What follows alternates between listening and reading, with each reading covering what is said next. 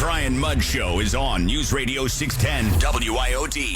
There's one thing I know, Natalie, right now in terms of supply chain stuff, and that is most things are working okay this side of China because China's back to doing the lockdown thing. So if you're having a hard time finding a baby formula, question is, where is it being manufactured?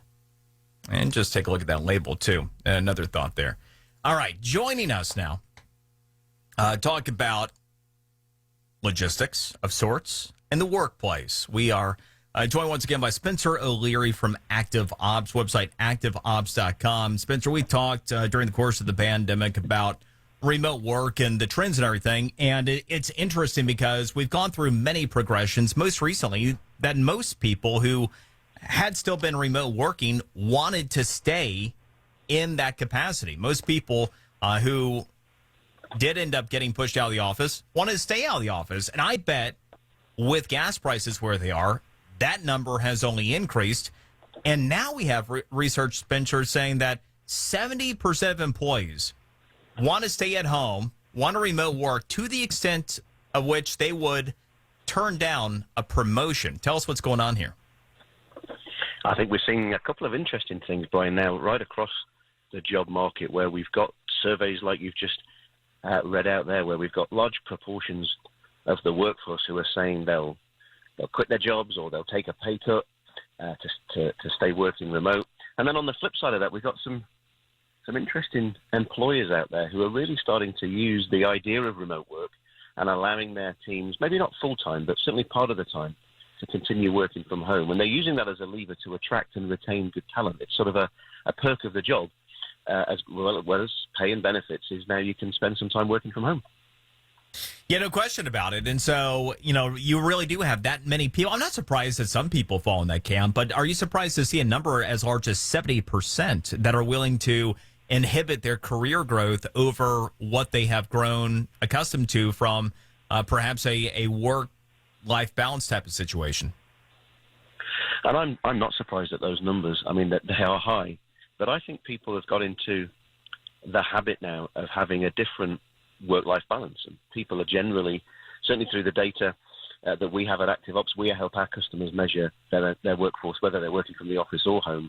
But we're definitely seeing people are working over longer periods of the day. They start earlier, they finish later, but they're having much more regular breaks, whether that's to take the kids to school or do some older people care or even pet care. People tend to be having a working pattern now that spans more of the day but has more breaks within it. And that's quite hard to do if you work in an office. It's much easier to do if you work from home. I think people have got into that habit over the last couple of years. And 2 years is a long time to be doing that, to then go back to jumping in the car in the morning, working 8 till 6 or 9 till 5 in an office and then coming home. People have got into the habit and they want it to continue. And to that end, yeah, I'm sure you have plenty of data at this point. Have most people, everybody's a little bit different. Some people are better in that unsupervised environment. Some people need the energy of an office to maybe be as productive as they otherwise would. What is the overall, fallout or information on remote working? Are we seeing where most people have been able to be perhaps as or more productive in that environment? So the data is really mixed. I think you've got it absolutely spot on that says everybody's different, and managing those individual differences is really important. It's why people come and work with Active Ops, because we help measure the individual performance at an employee level. So understanding that is absolutely critical. For the most part, we've found ups and downs through the pandemic. Ups in terms of most people's productivity is actually greater when they work from home. Maybe it's less distraction and they can just concentrate on the job.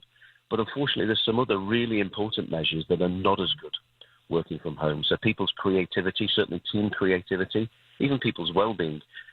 Stress in the workplace, we often manage down by getting together. We're social animals. We'd like to meet with each other and talk. So some good things have happened, production up, but some not so good things have happened, like creativity and well-being down. That's why we're starting to see now people embrace this hybrid work pattern. Couple of days a week, let people work from home. Couple of days a week, bring people back together in the office.